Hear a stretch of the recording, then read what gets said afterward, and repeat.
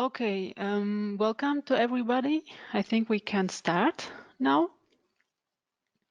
So welcome, very warm welcome to the Practitioner and Agile Quality webinar for the training providers. Note this is the webinar for training providers in order to brief them and also to give a platform to ask questions about the training details maybe. And yeah, the procedure will be like following.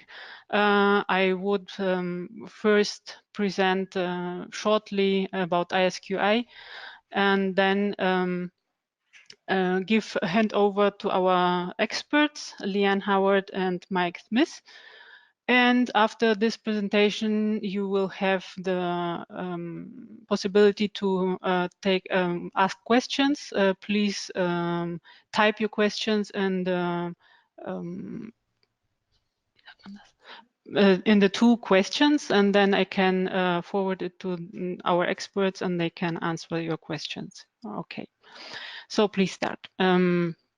As you already know, because you are our partners, we are the iSQI, the International Software Quality Institute.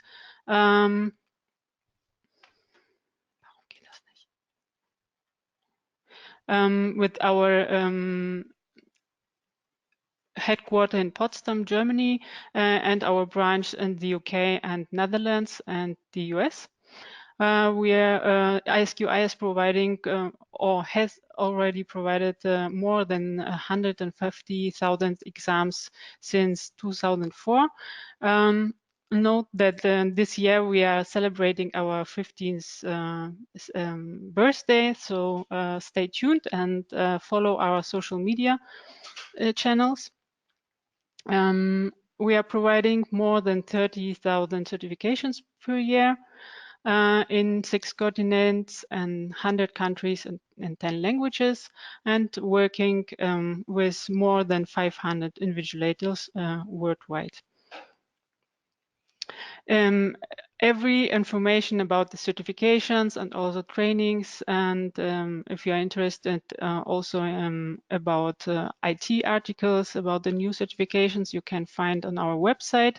The information is provided in German, English, Spanish, and Russian language.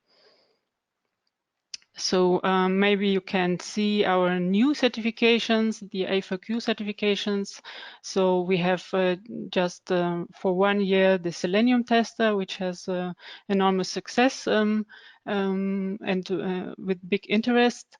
The design thinking certification, if you want to improve your business and find more creative solutions for this. The Practitioner in Agile Quality, about this you will now hear with our experts, Leanne and Mike. And coming soon, the AI and software testing, Appium tester, and Agile Diploma and Agile Master. So if you have any questions and maybe if the time is run out and you don't have answered all your questions, you can of course always write to my email, and I will forward all your questions to our experts. So you will be sent all the questions answered then by email. Okay. So now I would introduce our experts, Leanne Howard, who is the master trainer for PEC and the global Agile expert. She is also Business Agility Practice Director at Planit and has over 25 years experience in delivering quality products. She is an international speaker with articles published in several magazines and a member of a number of industry organizations. So she has been recognized by her peers for innovation, winning an ICT Woman of the Year award. And we have also our expert, Mike Smith, who has over 40 years experience as a software developer, tester, businessman, and innovator. He is an independent endpoint assessor for 2 standards in the UK digital apprenticeship scheme, and he continues to develop a concept for practical assessments following the introduction of experiential learning academies for a number of large organizations. Mike is the UK representative to the ISTQB, International Software Testing Qualification Board. So now I would hand over to Mike to do the presentation about the PEC. Okay, good morning everyone. My name is Mike Smith, and so I'm just going to lead the briefing this morning along with Leanne Howard. And so I really just want to kick off by saying, yes, it would just be a short briefing, a run through the PAC product from the perspective of the people that have been involved in building the product, and then we'll leave plenty of time for no doubt all the questions that you have afterwards. So if I just, there we go. So first thing to say here is there's the focus on this product is Agile Quality, and a bit of a tenet here, which is that the quality, Agile Quality is collective responsibility of the whole team. So we'll elaborate around this as we go on, because we're covering a lot of aspects of testing and quality here. So the first thing to say is really about the product itself. So the product is consists of a 2.5-day practical learning course, a 2.5-hour exam, noting that there is additional time for non-native language exams. And once again, the focus very much on the practical with a 60% pass mark. There is a soft skills value add evaluation. So that's not a formal assessment as such for the product, but we'll explain a little bit more as we go through the value for that, because that's a really important component of the learning experience. And the other thing to say is that the whole product is based on the concept of Competency Framework, which I'll explain in a minute, the team responsibility of quality that I already referenced, and a set of recommended prerequisites for the candidates taking the course. So I thought I'd start off actually with those prerequisites, because it is quite important, because this course is very much focused on the practical and driven by competencies. We are really not doing an awful lot of knowledge education here. So we expect people to have some agile knowledge prerequisites in the form of experience and or certification products that I'm sure iSQI can sell you if you haven't got them already, but things like the Certified Agile's Essentials from iSQI, the iSQI Certified Scrum Master Pro, ISTQB Foundation Level Agile Tester. There's a range of different products that are very useful prerequisites to this course, and those will be things that are not covered explicitly in this course. There's also quite a lot of testing, basic testing knowledge that really people should have. So quite a few things that you recognise from the foundation level testing course, ISTQB.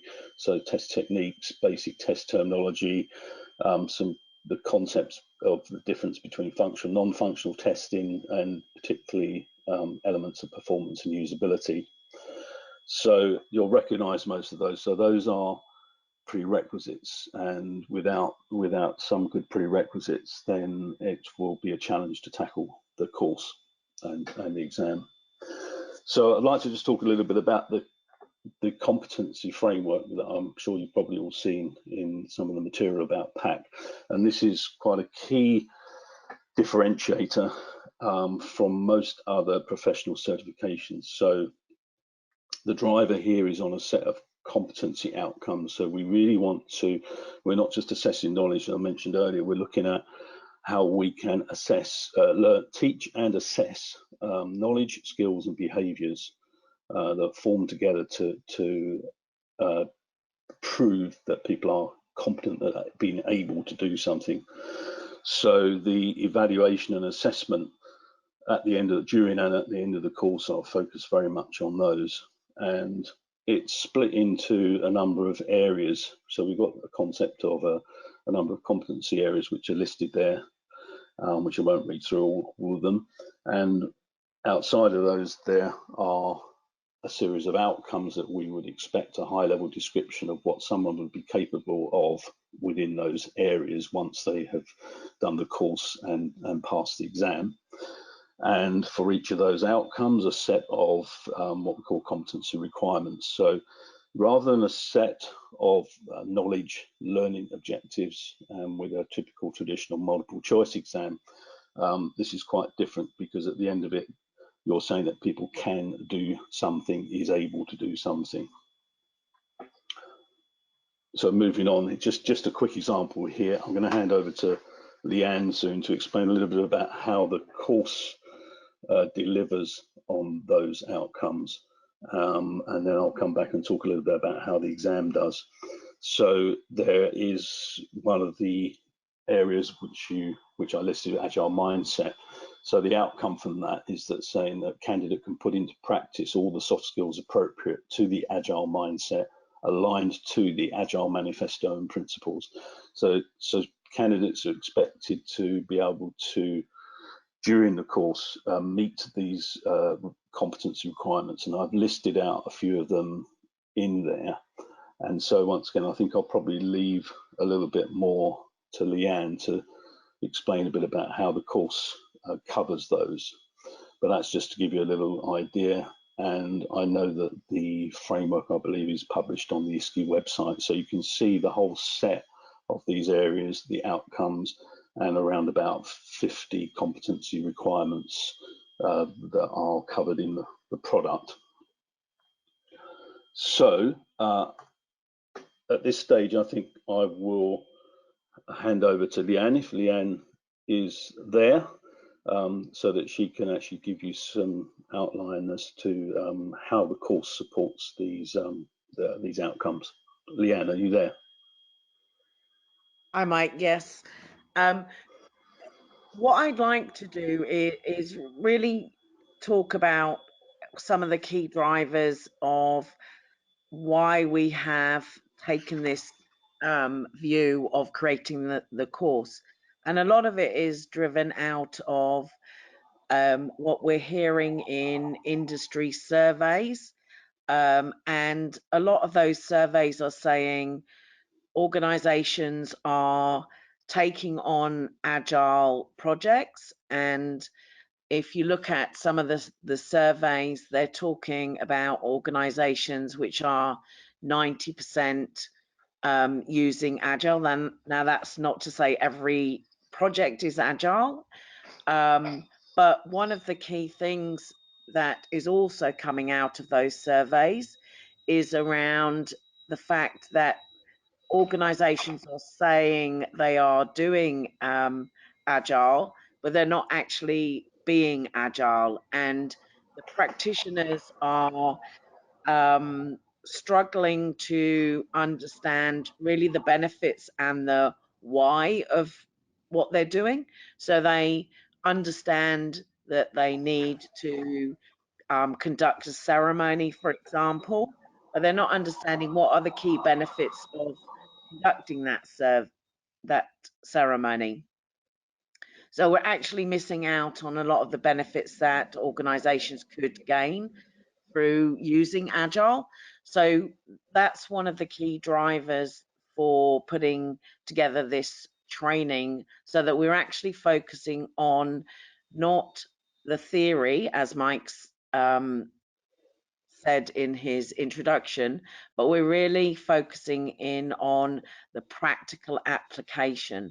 So from leaving this course, you should be confident that you can add value to your organization, and more importantly, your team, because you are confident in using the skills that you've gained on this course. Maybe, Mike, we can move on to covering some of the specific areas. Yeah, okay, great. I've just listed up. Yep. So as Mike said, the Agile Mindset is really throughout the whole of the course, and we keep linking that back to the key driver and the key reason why organizations are agile, and that is the manifesto and the principles. So, you know, why are organizations wanting to move to agile? And in fact, one of the challenges, and one of the most significant challenges for a lot of organization, is to change this mindset, and it's also linked with the culture of the organization. So we have put a lot of emphasis on that, and hence why we cover the mindset absolutely throughout the whole of the course. And as Mike said, one of the value adds for this course is that the trainer is providing feedback continuously to the candidates on their mindset and how to change that mindset. And we provide a report based on the competencies for each of the candidates at the end of the course. So that's some further things that they can work through. We then picked up on, you know, what are the key aspects of Agile, and what are people trying to get out of Agile? So faster delivery, so optimizing our delivery, and how can we as part of the team enable that to happen. So we focus a lot on, you know, putting it together, the right planning, and how we as a team all work together so that we are delivering that faster delivery. And it's really about what we're not doing, so cutting out that waste rather than necessarily what we are doing. So really thinking about how can we optimize our delivery. The next one is about building quality in. So that's not about looking at quality and saying that the only activity in quality is testing. There's lots of other techniques and factors that we need to think about in building that quality in. And it's about that sort of shift left mentality around how do we prevent defects rather than how do we find defects effectively. And looking at things like the cost of quality model that balances the activities that we're doing to improve quality against what quality looks like if it's not in place. So things like, you know, how it affects your brand damage, for example. Can you flick to the next slide, Mike, please?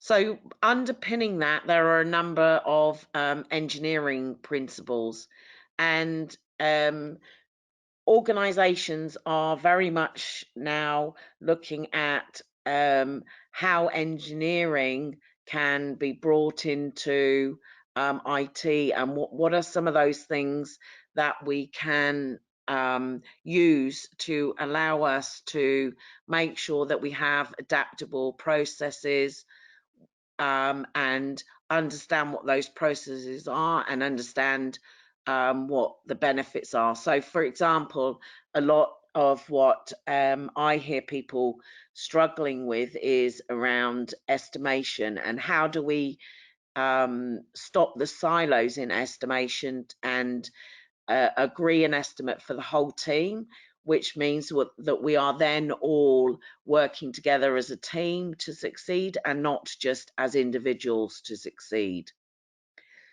Another area is around continuous testing. So in fact, everything is continuous in an agile team.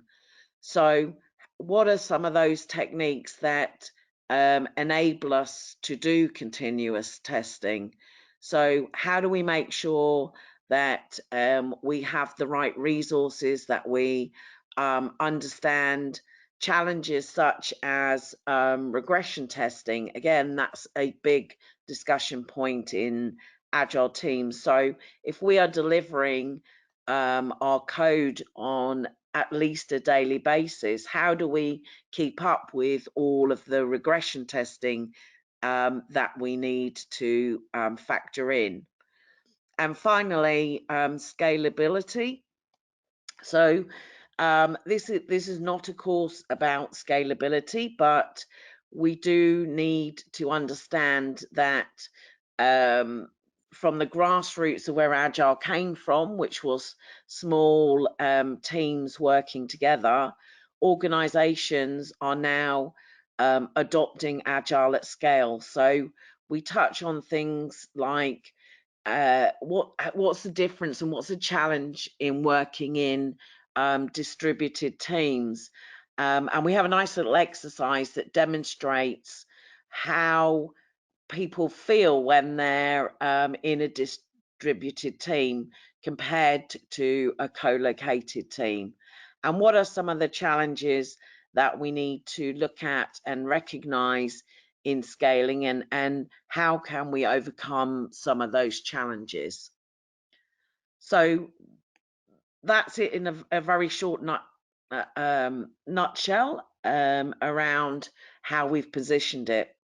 So as Mike said right at the beginning, we are very focused on a whole team approach and a whole team responsibility, and in fact whole team accountability for quality, and understanding what quality actually means. So looking at that customer focus, do we understand what our customer thinks is quality? Because it might not necessarily be what we as a team think of as quality. So what are some of the things that we can do as a team to make sure that we are all focusing on the same aspects as our customers when we're recognizing quality? If we're looking at that focus from a team perspective, we're all individuals, we're all customers ourselves, and we all have a slightly different focus. So let's harness that power of that differentiator and give a much higher quality product to our customers. So just to give a quick overview of the course outline, as you can see, we've really tried to mirror those 6 key competency areas that we talked at right at the beginning. And throughout the course, we really focus in on all of those aspects.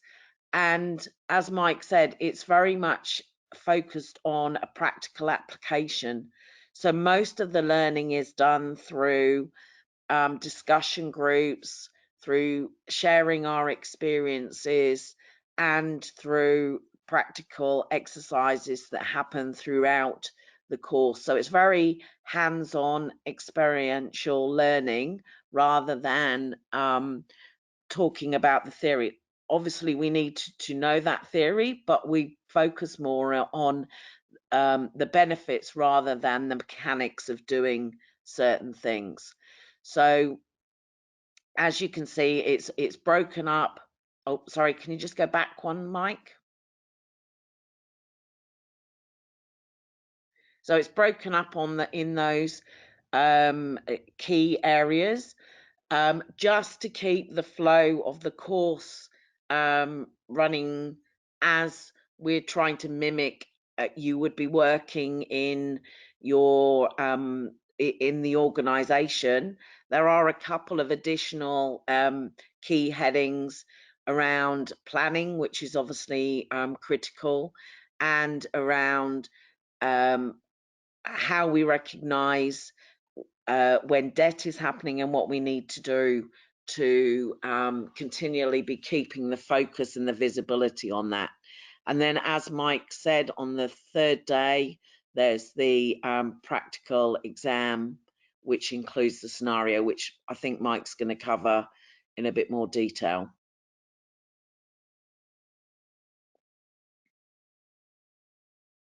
So, Leanne, do you want me to pick up from here? Yep. Okay, yeah. Conscious of time as well, just and then we want to get some questions in as well.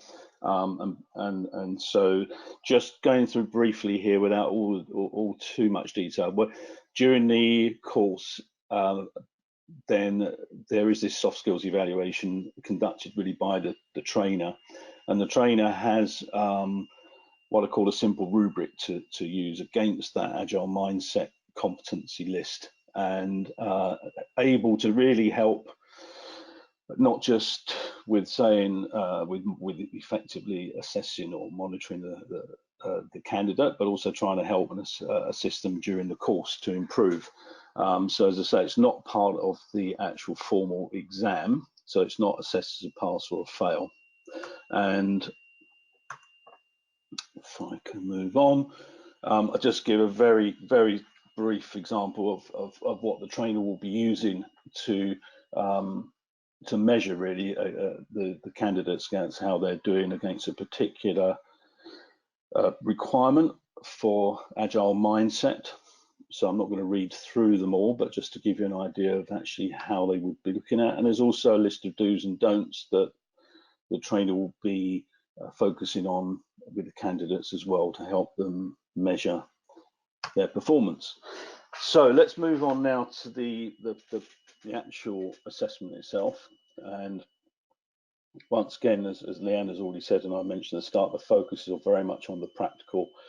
The PAC exam is designed to really cover the requirements in that competency framework, of which there are at least 50 listed in those 6 areas. And once again, there's a rubric in place which is there to ensure the consistency across exams and assessors, so that as people are answering their questions and based on a real practical scenario, in fact it's really a practical case study, then we can actually make sure that we're fairly assessing candidates' performance. And so the core part of the exam is the practical assessment. There are some short scenario-based questions, because there are certain competencies that are more difficult to measure directly hands-on in a 2.5-hour exam. So there are some short scenarios, but once again, they're still designed to cover things in the competency framework. There is an exam platform that ICT have launched for a number of their certifications, and I've just given a quick snapshot here, but basically candidates will be expected to take the exam using this platform, and it's an interesting platform that provides you with various panels and resizable screen panels with questions, answer areas, and resources on the right hand side that can include applications, user stories, etc. And that's something of which there is a tutorial available.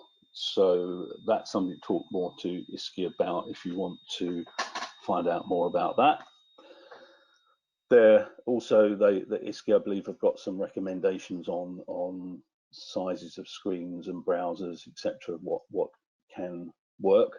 Because the one thing I would say is that the smaller the screen you have, the worse it will be. So you really need to look at the size of the screens.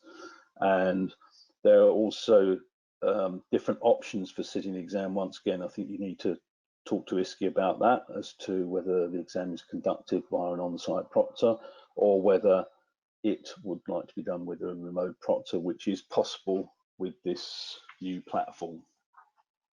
So I would say at this point in time, I will finish and hand back to Susanna so that she can manage any questions that are coming in. Okay, many thanks, Mike. Many thanks, Leanne, for the presentation. We have already one question. I will read it loud. How do you think we can properly do the soft skills assessment in larger groups? Leanne, I think with the experience you have on that, I think probably best place to answer that. Okay, I'm not 100% sure I understand what the question is, but I'll have a go.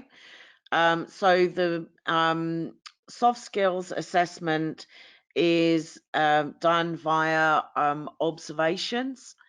And once you are familiar as a trainer with those competency requirements underneath the Agile Mindset, which is effectively what you are assessing in the soft skills, it's very easy to identify where students are performing as we would expect, or where there are areas that we would make recommendations for improvement. Now, not only does the trainer have the opportunity to provide feedback, but we do a lot of retrospectives throughout the course. So the other candidates on the course will also be giving some feedback. So you're effectively getting sort of 360 feedback, not only from the trainer, but also from feedback from the other candidates on the course. So hopefully that's answered that question. And Leanne, just a quick question: what's the maximum course number of candidates on a course, or recommended? Our recommendation is 12 people on a course for one trainer. Okay, thank you, Leanne. And the next question. So there is a bit concern about the prerequisites, about the test design techniques. If we are selling this as team training and not agile tester training, then I don't think many team members would have that knowledge.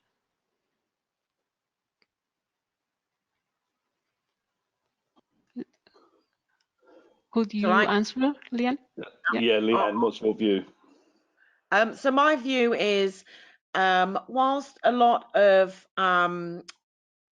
teams might not necessarily know that it's, let's say, boundary value analysis, I am sure that they are actually using those techniques as part of their ways of doing testing right now. So I think it's a lot of people that will be coming on the course do actually know them. It's just that they may not necessarily know the term for what they're doing.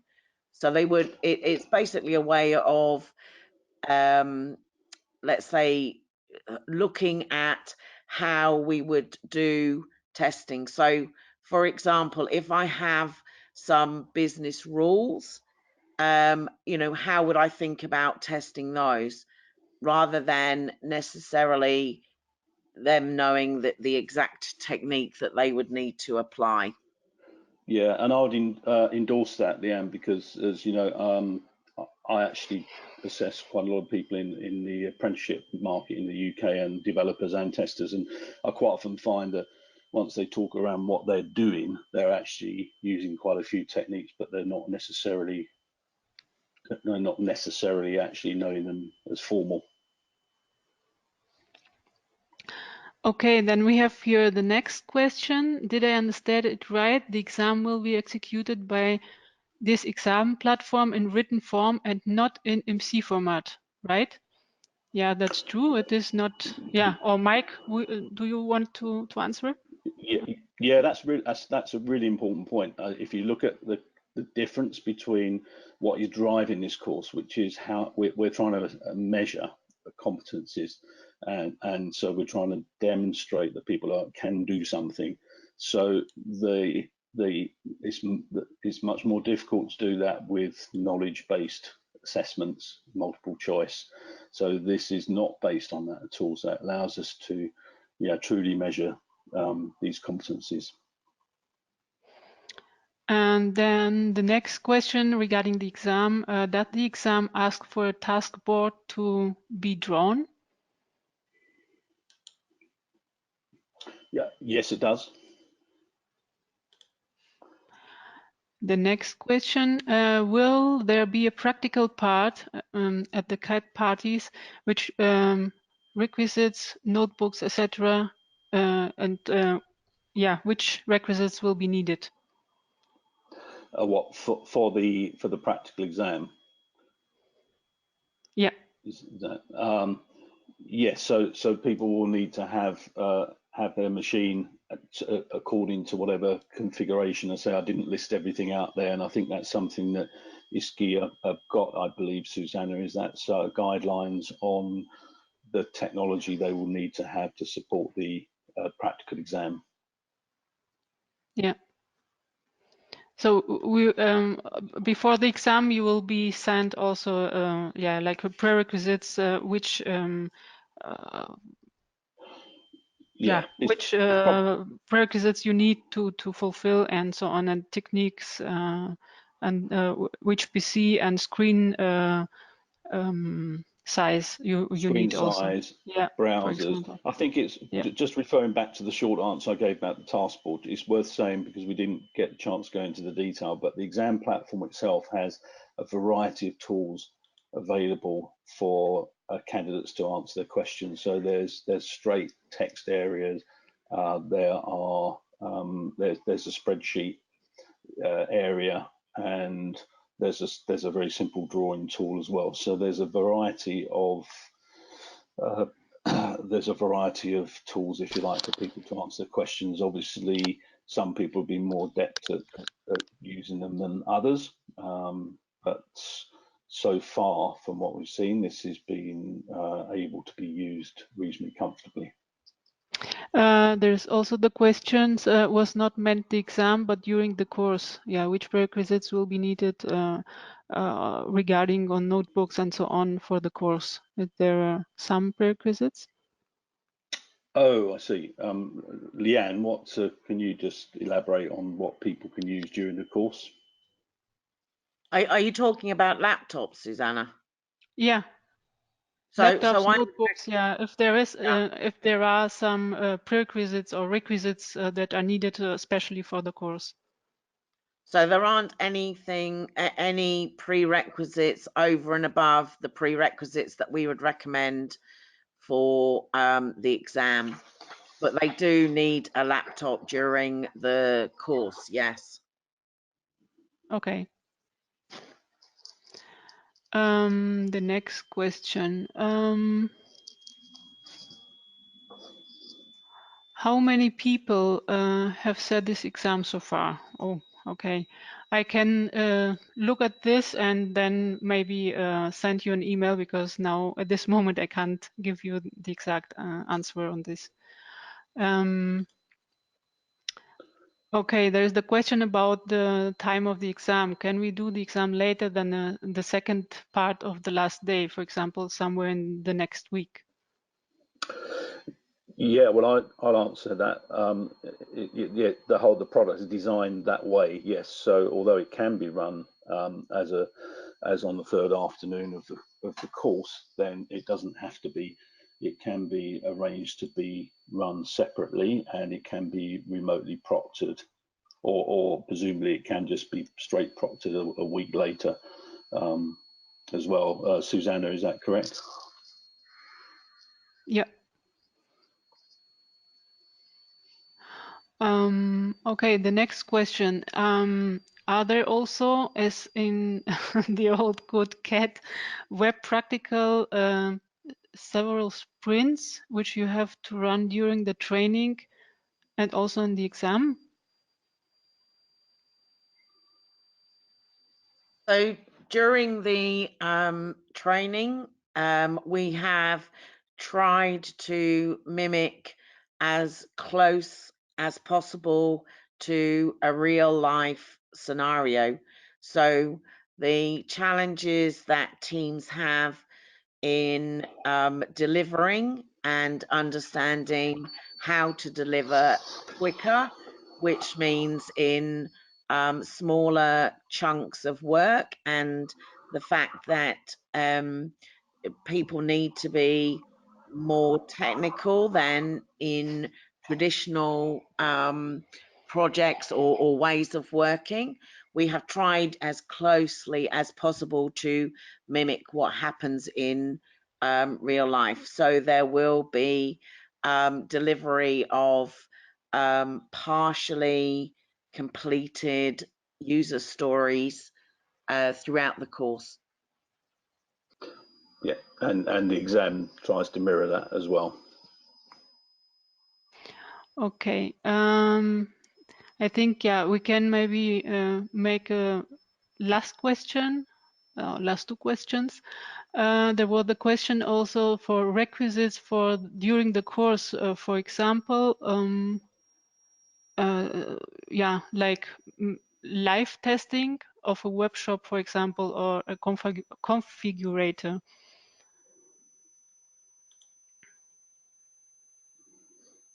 Sorry, what can you say the question again, Susanna, please? So the first question was like, what requisites are needed for or during the course, the training, and then it was the next question was it was meant like live testing of a web shop or a configurator. Okay, so I don't think there aren't any other prerequisites other than the ones we've covered. So the prerequisites for the course apply throughout the course, and the prerequisites for the laptop setup for either the exam or the course, I think we've already covered. And the second question again, sorry, Susanna. Yeah, this was I think I can't find the connection between the first and the second. It was meant if there is or if you do also live testing of a web shop or a configurator during the training, I suppose. So it's obviously a simulation because we've had to set up certain things as part of the scenario. So if the question is, do we pick a live website and test that, then the answer to that is no, because obviously there are certain learnings that we want the candidates to get. So we have to simulate that scenario. So, but we have tried to make it as life-like as we possibly can. Okay, thank you, Leanne. And maybe the last question. Can people that failed a CAT exam do a receipt in PEC? If not, what information do they miss to do PEC, and can we do a small session on getting them in line for the PEC exam?